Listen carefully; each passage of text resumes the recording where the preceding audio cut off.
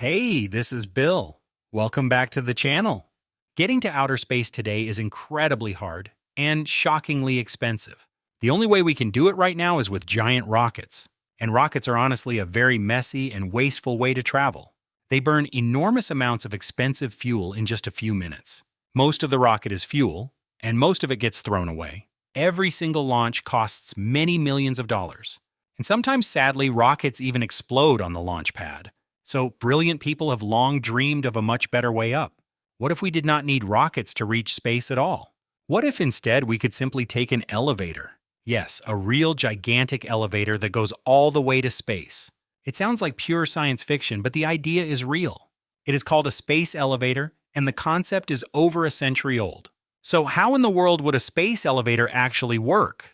First, we would anchor a base station down on the ground. Ideally, we would build it right on the Earth's equator. From that base, a single cable would stretch straight up into space. But this cable would have to be unbelievably, impossibly long. It would need to reach up about 36,000 kilometers. That is about a tenth of the way to the moon. At that exact height, something very special happens. It is a place called geostationary orbit. Up there, an object orbits the Earth exactly once per day, which means it perfectly matches the spin of the planet below. So the object seems to hang completely still above one single spot. That is how our cable could stay standing up instead of falling. But we are not finished building it just yet. We also need to keep going far past that orbit point. At the very top, we attach a heavy weight called a counterweight. As the Earth spins, this counterweight gets flung outward. It is just like swinging a ball on a string around your head. That outward pull keeps the entire cable pulled tight and straight. So the ground holds the bottom and the spinning holds the top. And just like that, our giant space elevator stands up on its own. Now for the fun part. How do we actually ride it? We would not use a normal elevator car hanging on a rope. Instead, special machines called climbers would crawl up the cable. They would grip the cable and slowly pull themselves upward. These climbers could be powered by sunlight or by powerful lasers. So there would be no fuel to burn and no fiery explosions. But this ride would be very, very slow and patient. Climbing all the way to space could take several days. You would basically pack a bag and camp inside the elevator, slowly watching the blue Earth shrink smaller and smaller below you, until finally you gently arrive at a station floating in space. No screaming engines, no crushing force, just a smooth, quiet ride. So if the idea is this good, why haven't we built one yet?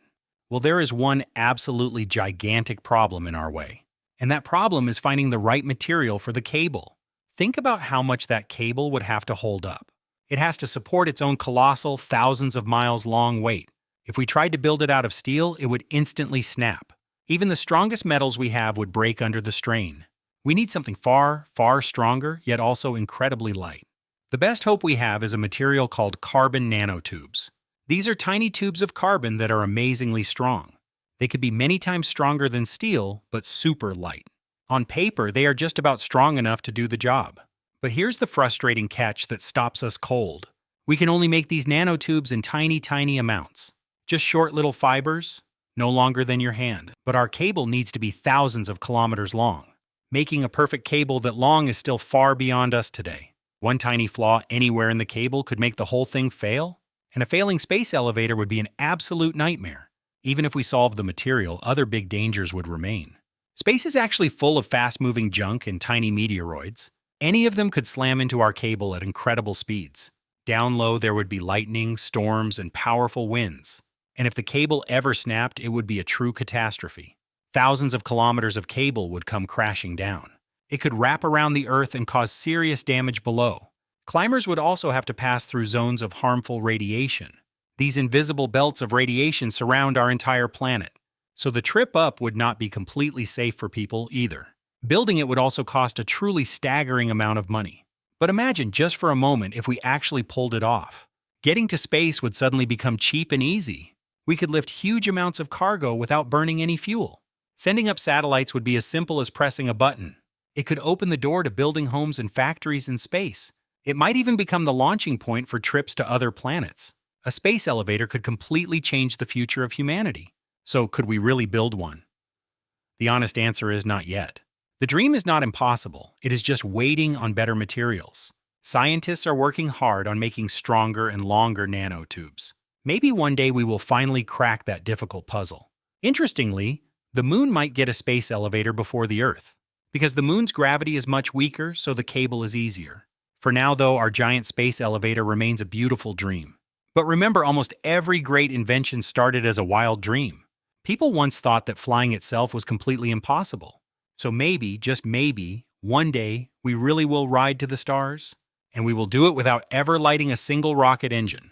Thanks so much for watching. If you enjoyed this, hit that like button and subscribe so you never miss a new one. This has been Bill. See you in the next video.